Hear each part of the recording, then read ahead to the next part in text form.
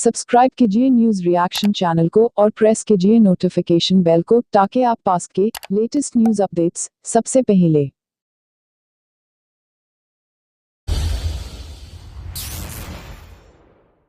आज के देश को बचाना है तो कंपनी की सरकार को यहाँ से जाना होगा, कंपनी की सरकार को यहाँ से जाना होगा। एक्सपोजर करेंगे। केंद्र सरकार ने तो पूरा देश बर्बाद कर दिया। केंद्र सरकार ने तो पूरा देश बर्बाद कर दिया। क्या करेंगे? जनता से आन है भाई, देश लूट लिया, देश को बचाओ। ये तो समुद्र के रास्ते भाग गए। ईस्ट इंडिया कंपनी तो यहीं आई थी, ये तो समुद्र का रास्ता खोज रहे, इसे देश को लूट के भाग गए। हाँ तो बंगाल में तो आना पड़ेगा, बंगाल का किसान सबसे ज्यादा दुखी है। ऐसे तो सभी प्रदेश पूरे प्रदेशों के किसान और पूरे प्रदेश में जाएंगे विपक्ष बीजेपी से साथ कोई नहीं, वो तो वहाँ है ही नहीं। दिल्ली में सरकारी भागी दिल्ली से है ही नहीं। सरकार ने तो पूरा देश बर्बाद कर दिया। जिस तरीके से पूरे देश का दौरा करने के बाद यहाँ पे बंगाल की तुलना। हाँ तो बंगाल में तो आना पड़ेगा, बंगाल का किसान सबसे ज्यादा दुखी है। एक मुट्ठी चावल में उनसे चावल देने वाला किसान ये जरूर पूछ लेना कि मेरे धान की एमएसपी कब मिलेगी, जो आपने दिल्ली में बैठ के तय करी। ये जरूर पूछ लेना उससे। जाएंगे क्योंकि यहाँ पे तो शहरी लोग जाते हैं, उनकी समझ में नहीं आएगा। जब गांव में जाएंगे, नंदी गांव जाएंगे, तो वहां पे जरूर ये क्वेश्चन रहेगा। पूरे देश का एक बड़ा मामला दिल्ली में चल रहा, 100 दिन से ज्यादा हो गए किसानों को बैठे हुए। 300 के आसपास किसान शहीद हो गए बैठे बैठे। और ये देश में पहली बार देखा कि उनको 2 मिनट का मौन धारण भी नहीं करा गया इस सरकार ने। तो ये क्या हाल देश का करेगी? ये तो लुटेरों की सरकार है, लुटेरों की। अगर किसी पार्टी की सरकार होती तो वह बातचीत जरूर कर लेती, क्योंकि जब जब भी किसी पार्टी की सरकार हुई तो उसने बातचीत किसानों से जरूर करी। लेकिन जब सरकारें व्यापारियों के हाथ में आ जाए और कंपनियां संसद को चलाएगी तो फिर वो बातचीत नहीं करती, उससे व्यापार प्रभावित होता है। वे आपके बीच में आए हैं, यहां पे पता चला कि सारे दिल्ली के नेता बंगाल में ही हैं, तो मोर्चे ने भी तय करा कि भाई बंगाल में है तो वहीं चलो, वहीं तलाश करो, कहीं मिलते हैं क्या? कहीं आपको भी मिला तो जरूर पूछना है क्वेश्चन। ये दिल्ली में किसान बैठे हुए हैं, उनका क्या करा? देश में एमएसपी पे कानून क्यों नहीं बन रहा? 3 बिल जो लेकर आए हैं वे वापसी क्यों नहीं हो रहे? उसके साथ में और बिल भी है, पेस्टिसाइड बिल है, बिजली अमेंडमेंट बिल है, सीड बिल है। 10 साल पुराना जो यहां पे ज्यादातर ट्रांसपोर्टर होंगे आप, क्या ट्रक 10 और 15 साल में खत्म हो जाता है? क्योंकि ट्रक कंपनियों को फायदा जब होगा जब आपका ट्रक क्रैश होगा, टूट जाएगा। तो ये देश धीरे धीरे बिकना लग रहा है। इस देश को बचाना है तो कंपनी की सरकार को यहां से जाना होगा। ये क्रांतिकारी की जगह है जो बंगाल है ना, यहां पे पहले भी कंपनी का राज हुआ। अंग्रेज ने भी जब शासन करा तो बंगाल में उन्होंने राजधानी बनाई पहले, और कंपनी थी, कंपनी से पूरे सरकार में शामिल हुए। ये भी दोबारा वही लोग हैं, वे गोरे अंग्रेज थे, ये हमारे ही बीच से निकल कर आगे उन्हीं कंपनी से उनका समझौता है। पूरे सेक्टर बेच दिए, सब विभाग बिक गए। अगर आंदोलन ना होता तो अब लोग को रेल के रूट बन गए थे, इसलिए रेल नहीं चल रही। रेल कोई कोरोना से नहीं बंद हो रही, रेल के रूट बिक गए पूरे, वे तय होने कंपनियों को दे दिए पूरे के पूरे। तो अगर देश को बचाना है तो जिस तरह की ये सरकारें हैं उसको हटाना पड़ेगा। आप वोट जिसको दे लेना, लेकिन इन ठगी सरकारों से बचना पड़ेगा। ठगी सरकारों से बचना पड़ेगा इनसे। इन्हें पूरे देश को बर्बाद करा है, और खास करके किसान बिरादरी।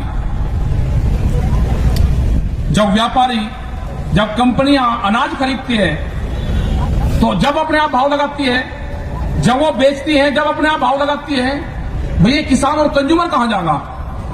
ना ये लेते भाव लगा सकता, ना ये देते भाव लगा सकता। तो कौन सी पॉलिसी है? ये आंदोलन आपको करना पड़ेगा।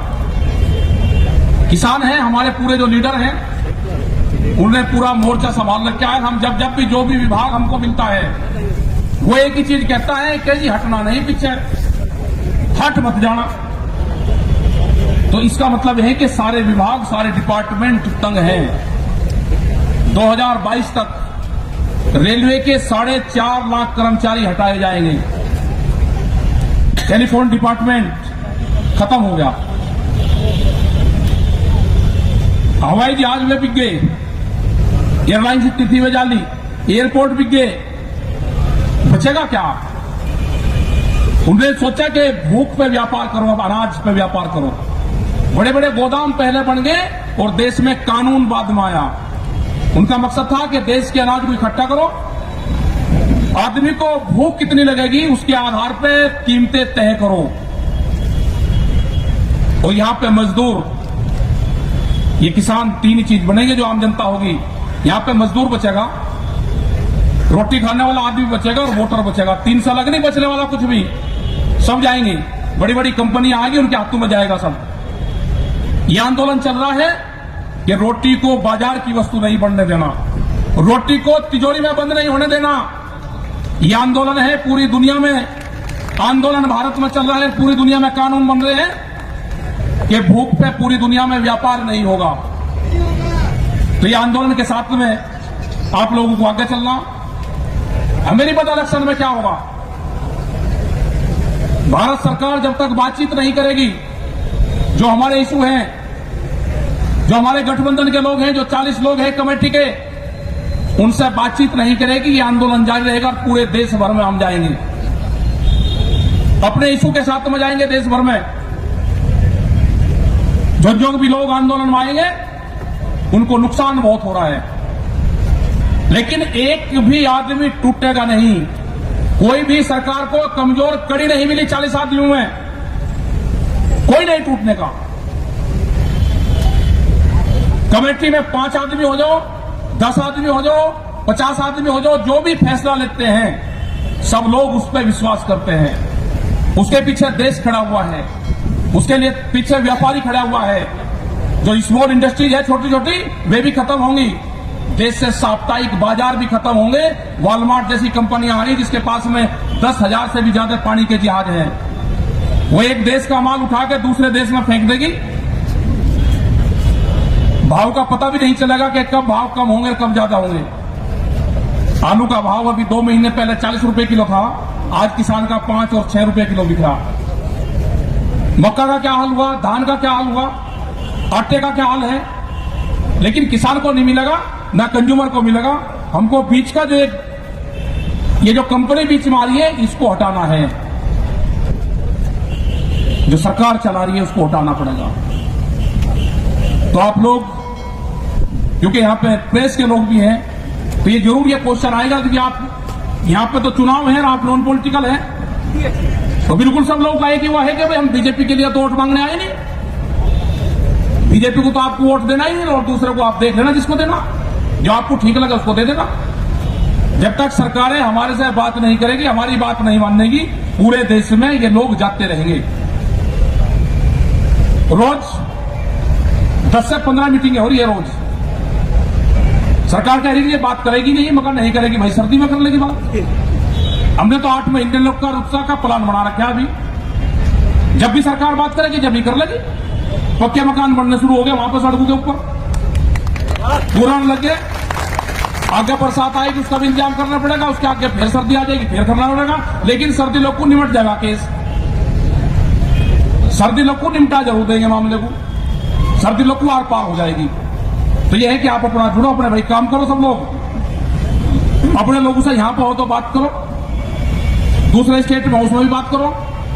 और यह भी बातचीत का पता चला कि यहाँ के लोगों ने खाप पंचायत से मदद मांगी कि हरियाणा की खाप पंचायत हमें मदद दे दे। यहाँ पे तो बहुत लोग आ गए यहाँ पे मांग के, उत्तर प्रदेश से, हरियाणा से, दिल्ली से। पता चला कि सबका यही है कि हमको भी बंगाल जाना, भाई जाना तो आता पता बताएंगे सारे लोग बैठे, और मिल गई पूरी टीम। आते रहो अपना ट्रेन में बैठ बैठ के आते रहो, उनका उन्हें गांवों के रास्ते बता देना, करते रहेंगे वे जो करना उनको। तो आप लोगों ने बातचीत सुनी यहाँ पे, आपका सबका धन्यवाद है। जब तक बिल वापसी नहीं है तो किसान ने कह रखा कि घर वापसी नहीं होगा। एमएसपी पे कानून नहीं बनेगा तो घर वापसी नहीं होगा। और लड़ाई भिड़ाई बड़ी सरकार से है। अब मोर्चे पक्के खुल रहे, पीछे किसी को हटना नहीं। घर के छोटे बच्चे से भी पूछे तो भी ये कहता है कि बिल वापसी नहीं तो घर वापसी नहीं, ये नारा लग गया। अगर कोई आपको नहीं बुला रहा तो भाई कैसे जाओगे घर? तो अब तो घर जीत के ही जाना है, बगैर जीते घर जाना ही नहीं। तो धन्यवाद आप सब लोगों का। और ये क्रांतिकारियों की भूमि है, यहां से लड़ाई को मजबूत लड़ा जाएगा। और एक बार जरा ग्रीन सोल तो ले ही रहे या दूसरा भी ले रहे। एक बार जैसे साउथ में नहीं करते, उनका एक ये है, ये हला दो एक बार ऐसे। देखो किस किस में है, निकाल लो पहले, निकाल लो। देखो भाई, देखो ले लो फोटो ले लो, ये ले लो।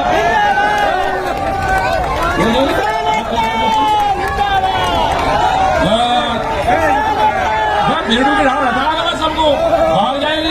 ये होगा।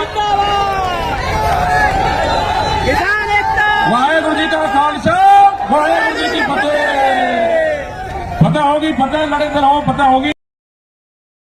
सब्सक्राइब कीजिए न्यूज रिएक्शन चैनल को और प्रेस कीजिए नोटिफिकेशन बेल को ताकि आप पास के लेटेस्ट न्यूज अपडेट्स सबसे पहले